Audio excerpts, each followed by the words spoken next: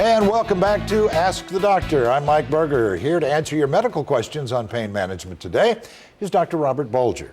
Just call the number that you see on the screen. It's 1-888-572-4411, or visit the website at www.southwestpaingroup.com.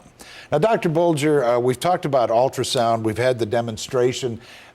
Can you tell us if there's something else ultrasound can be used for besides maybe joints, or is there something fascinating you found about it that works for you? Yes.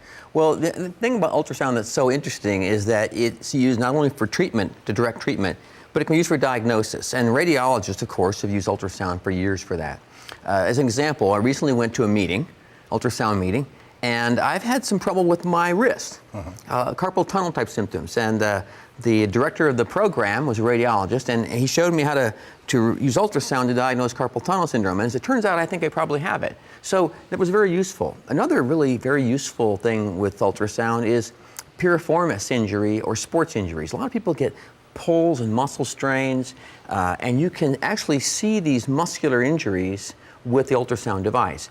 So it's a really burgeoning area for pain doctors, because in the past we've had to rely on MRIs, which are expensive, and of course physical exams, very important, can't be underlooked, and patient complaints, but using ultrasound as an adjunct in the pain doctor's office, in essence, moving this out of the radiology suite and into our offices is an exciting thing for us. Well, I would imagine, especially with athletes, the quicker you can get to them if they've had an injury, the quicker you can diagnose, the better off they're going to be, and the easier it's going to be for you to treat them. As a matter of fact, more and more professional sports teams are now have ultrasound machines in their facilities to help more quickly diagnose, tears, sprains. So the doctors are right there, they Absolutely. Can hook it up and they're ready to go. Yeah. We have a question now from Ellen in Arlington. Ellen, go ahead. I have a question about rheumatoid arthritis and fibromyalgia. Is there anything natural or homeopathic that you can use to treat that instead of regular pain medication? My name is Ellen, Fort Worth. Thanks, Ellen.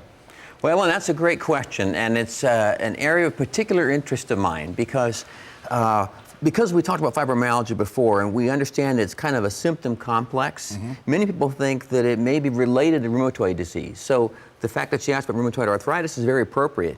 Rheumatologists focus on this, and we do too. And because in a lot of ways, what rheumatologists and pain doctors do is very similar. My particular interest in fibromyalgia is trying to focus on treating the symptom of the muscular pain. Now, we don't know what causes it. We've already mentioned that. Sure. But we can try to improve muscle function. So I put a lot of my patients on a special program that involves calcium and magnesium. For example, magnesium, for Ellen, is a very, very useful thing. Many women don't get enough magnesium in their diets. If they're menstruating, they lose magnesium. The vitamins, magnesium, there's a number of antioxidants. Our old friend fish oil is very, very useful. I know you're very high on fish oil. I'll tell you, the rheumatologists tell us, and we found in our practice, that fish oil really does reduce the inflammation. There's a lot of chronic aches and inflammation related to both rheumatoid arthritis and fibro. So, and finally, Ellen, I have a lot of interest in hormonal therapy. More and more doctors are using testosterone, progesterone, growth hormone, which is in the news with Roger Clemens and things like that. We understand that hormone has some benefits. It also is a very healing hormone, and there are actually clinics and physicians that are using growth hormone to treat fibromyalgia. I have not yet done that, but I have a lot of interest in it, and I do believe there's the customization of the therapy to meet the symptoms is very exciting to me. Sounds pretty fascinating. We've very, covered a lot of fibromyalgia today. It's a very interesting topic. It's challenging, but there's a lot of people working on it. We have one more question from the website. Chrissy in Arlington says that she has arthritis pain and inflammation from the knee up to the thigh. Is there anything she can do about that? Well, the first thing we got to make sure is, Chrissy, what's your diagnosis? Because we want to make sure, is it acute injury?